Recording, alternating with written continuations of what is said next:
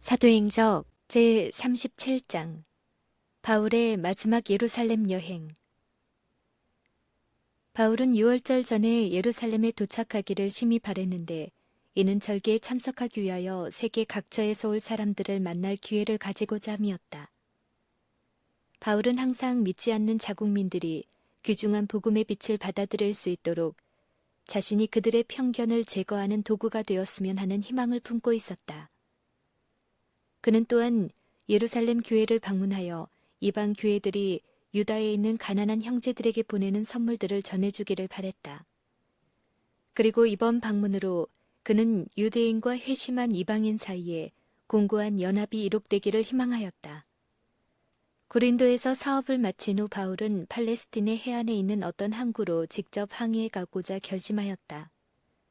모든 준비를 갖추어 배에 오르려고 하였을 때 그는 유대인들이 그를 죽이려고 음모를 꾸미고 있다는 말을 들었다.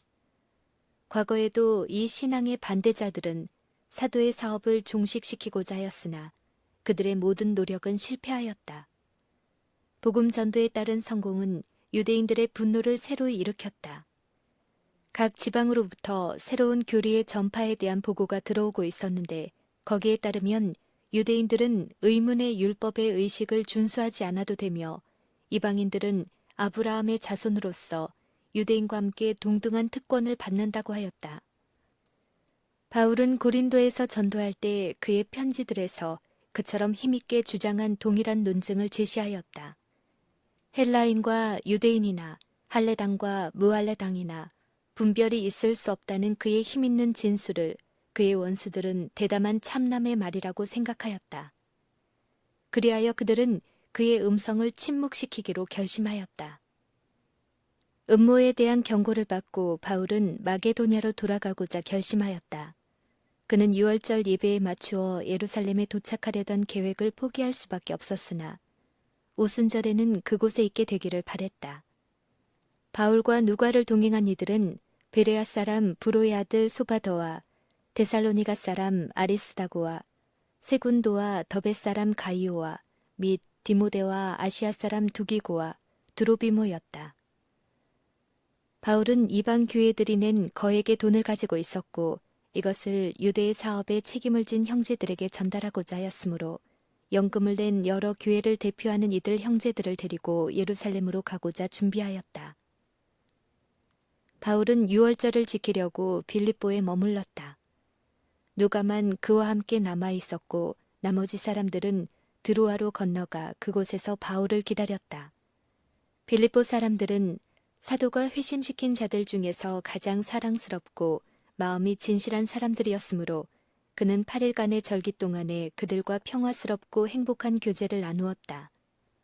백길로 빌립보를 떠난 바울과 누가는 5일 후에 동료들이 있는 드로아에 도착하여 7일 동안 그곳에 있는 신자들과 함께 유하였다.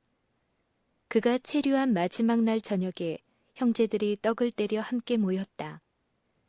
그들의 사랑하는 선생을 작별해야 한다는 사실은 보통 때보다 많은 무리를 모이게 하였다. 그들은 3층 윗다락에 모였다. 사도는 그곳에서 그의 사랑과 그들에 대한 염려로 열심을 내어 밤중까지 설교하였다. 열린 창가에 유드고라 이름하는 한 청년이 앉아 있었다. 그는 이 위험한 장소에서 졸다가 아래 마당으로 떨어졌다. 모든 사람들은 놀랐고 곧 혼란이 일어났다. 그 청년은 죽었고 많은 사람들이 그의 주위에 모여 울고 슬퍼하였다. 그러나 바울은 놀란 무리들을 해치고 들어가 그를 껴안고 하나님께 죽은 사람에게 생명을 회복시켜 주시기를 열렬히 기도하였다. 그의 탄원은 허락되었다. 슬퍼하고 애통하는 소리 위에 떠들지 말라. 생명이 저에게 있다고 말하는 사도의 음성이 들렸다. 신자들은 기뻐하면서 다시 윗다락에 모였다. 그들은 만찬을 들었고 그 후에 바울은 오랫동안 곧 날이 새기까지 이야기하였다. 바울과 그의 동료들이 여행을 계속해야 할 배가 출항하려 하므로 형제들은 급히 배에 올랐다. 그러나 사도 자신은 드로아와 아소 사이에 가까운 용로를 택하였고 아소에서 그의 동료들을 만나기로 하였다. 이리하여 그는 짧은 기간이지만 명상과 기도할 수 있는 기회를 얻었다. 그가 예루살렘을 방문하는 데 관련된 어려움과 위험들, 그와 그의 사업에 대한 그곳 교회의 태도, 또한 다른 지방에서의 교회들의 상태와 복음 사업에 대한 관심 등 이런 것들이 그가 진지하고 근심스럽게 생각하는 주제였고 그는 하나님께 능력과 지도를 간구하기 위하여 이 특별한 기회를 이용하였다. 여행자들은 아수에서 남쪽으로 항해할 때 사도가 매우 오랫동안 일한 곳인 에베소 도시를 지나갔다. 바울은 그곳 교회를 방문하고자 심히 갈망하였는데 이는 그가 그들에게 주어야 할 중대한 교훈과 권면을 가지고 있었기 때문이었다. 그러나 깊이 생각한 그는 서둘러 여행을 계속할 것을 결심하였다. 이는 그가 될 수 있는 대로 오순절 안에 예루살렘에 이르려고 함이었다. 그러나 에베소에서 30마일 떨어진 밀레도에 도착하자 바울은 배가 떠나기 전에 교회와 연락할 수 있는 것이 가능함을 알았다. 그러므로 그는 즉시 장로들에게 기별을 보내어 그가 여행을 계속하기 전에 그들을 볼 수 있도록 밀레도에 급히 오라고 요청하였다. 그의 부르심에 응하여 그들이 왔고 그는 힘차고 감동적인 권고와 구별의 말을 그들에게 주었다. 그는 다음과 같이 말하였다.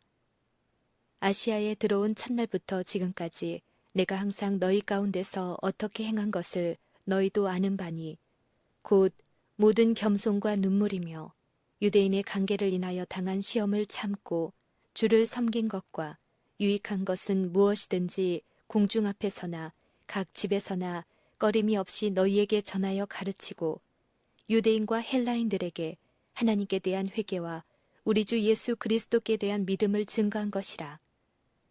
바울은 항상 하나님의 율법을 높였다. 그는 율법에는 사람들을 불순종의 형벌에서 구원할 능력이 없다는 것을 나타내었다. 행악자들은 저희 죄를 회개하고 그분의 율법을 범함으로 그분의 공의로우신 분노를 일으킨 하나님 앞에 스스로 겸비해야 하며 또한 죄사함을 받는 유일의 방법인 그리스도의 피를 믿는 믿음을 행사하여야 한다.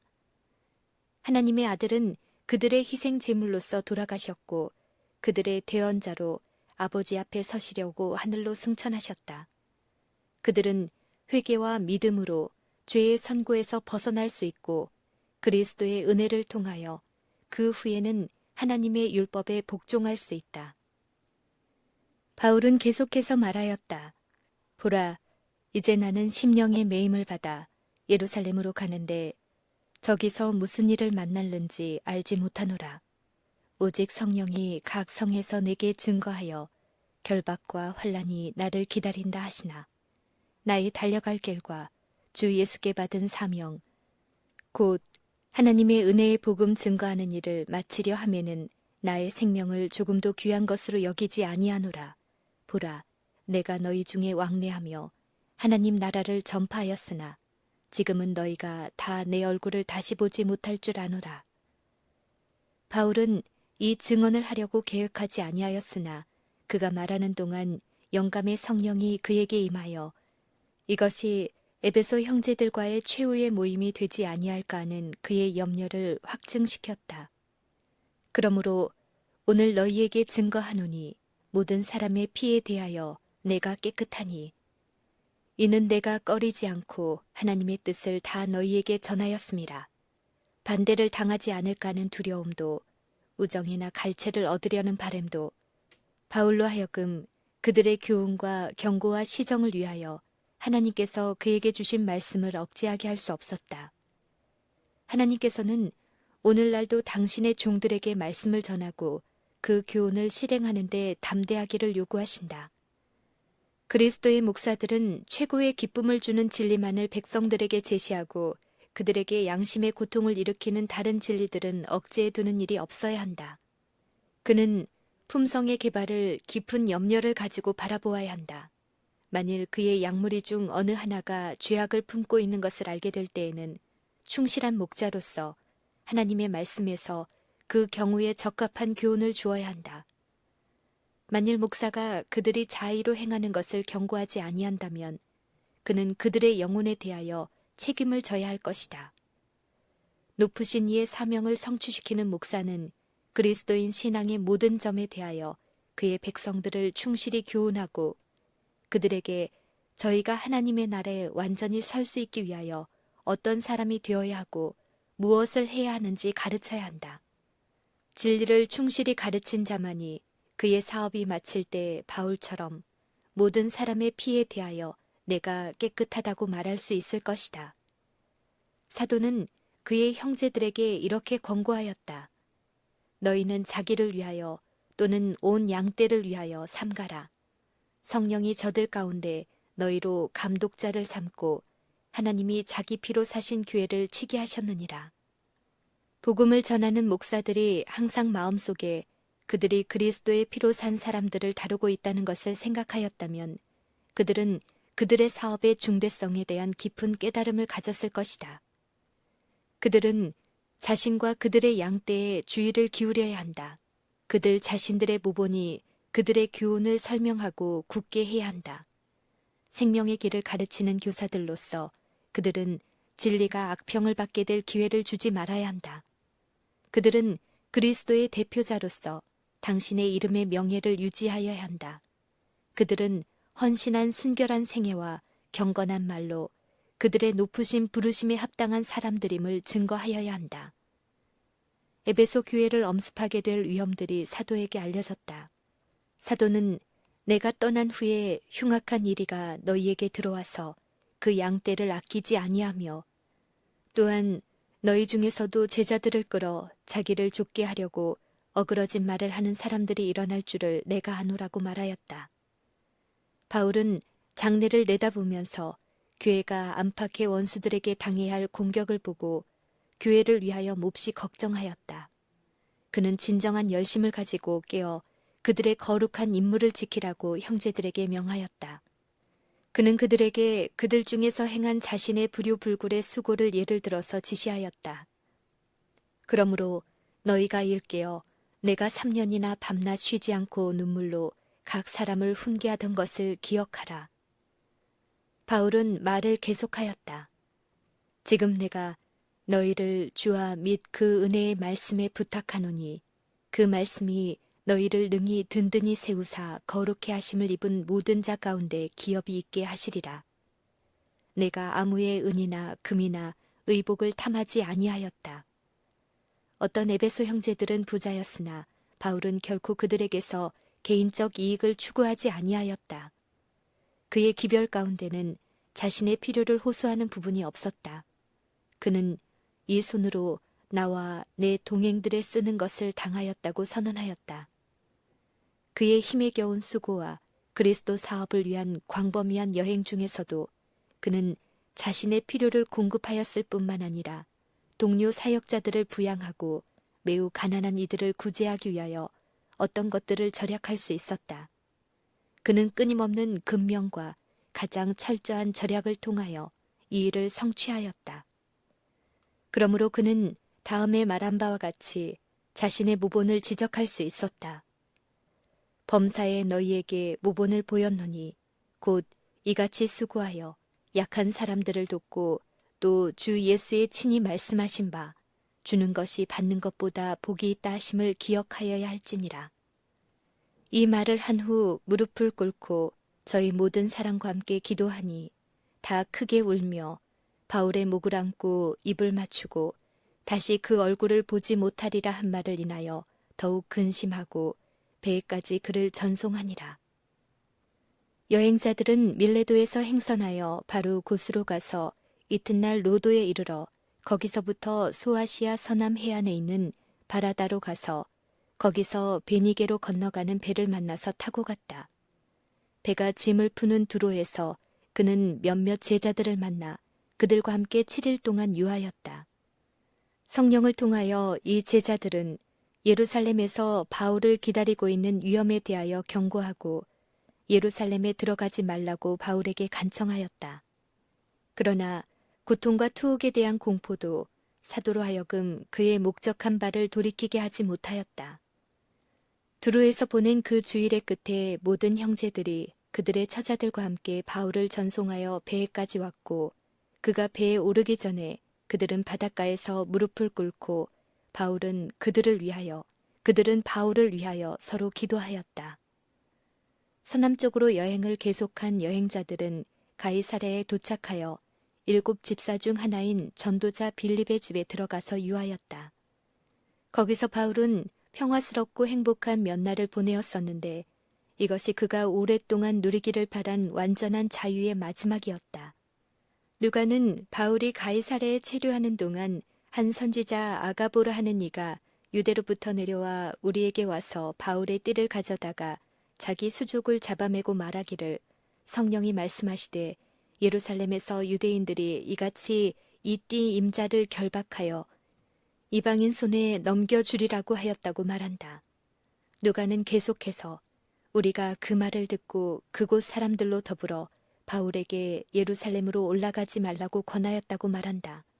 그러나 바울은 의무의 길에서 벗어나고자 하지 아니하였다. 그는 필요하다면 감옥과 죽음에 이르기까지라도 그리스도를 따르고자 하였다. 바울은 이렇게 부르짖었다. 너희가 어찌하여 울어 내 마음을 상하게 하느냐. 나는 주 예수의 이름을 위하여 결박받을 뿐 아니라 예루살렘에서 죽을 것도 각오하였노라. 형제들은 그의 의도를 꺾지도 못하면서 그를 고통스럽게 하였다는 것을 알고 떼쓰기를 멈추고 다만 주의 뜻대로 이루어지이다고 말할 뿐이었다. 얼마 후 가이사랴에 체류하던 짧은 기간도 끝나고 바울과 그의 일행은 몇몇 형제를 대동하고 예루살렘을 향하여 출발하였는데 그들의 마음은 다가올 불행에 대한 예감으로 깊이 그늘져 있었다. 사도가 그토록 슬픈 마음으로 예루살렘을 향해 간 적이 이전에는 결코 없었다. 그는 친구는 적게 원수는 많이 만나게 되리라는 사실을 알았다. 그는 하나님의 아들을 거절하여 죽인 성읍에 접근하고 있었는데 이제 그 성읍에는 하나님의 진노의 흉조가 머물러 있었다. 그리스도의 추종자들에 대한 자신의 편견이 얼마나 신랄하였던가를 회상한 바울은 기만을 당한 그의 동포들에 대하여 가장 깊은 동정을 느꼈다. 그러나 그는 그들을 도울 수 있으리라는 희망을 거의 가질 수 없었다. 전에 자기의 마음속에 불타올랐던 것과 똑같은 맹목적인 분노가 그를 대적하는 온 국민의 마음에 말할 수 없는 힘으로 불타고 있었다. 심지어 그는 그 자신의 믿음의 형제의 동정과 지지까지도 의지할 수 없었다. 그의 발자국을 그처럼 가까이에서 추적하던 회심하지 않은 유대인들은 그와 그의 사업에 관하여 말과 편지로서 예루살렘의 가장 나쁜 소문을 유포시키기에 지체하지 아니하였으므로 사도들과 장로들 중에서까지도 어떤 이들이 이 소문을 사실로 받아들여 그것들을 반박하고자 시도하지도 아니하였으며 그와 연합하고자 하지도 아니하였다. 그러나 낙담 중에서도 사도는 자포자기하지 아니하였다. 그는 자신의 마음에 말씀하셨던 그 음성이 또한 그의 동포들의 마음에도 말씀하실 것이며 그의 동료 제자들이 사랑하고 섬긴 주님께서 머지않아 복음 사업에 있어서 그들의 마음을 자신의 마음과 연합시키실 것임을 믿었다.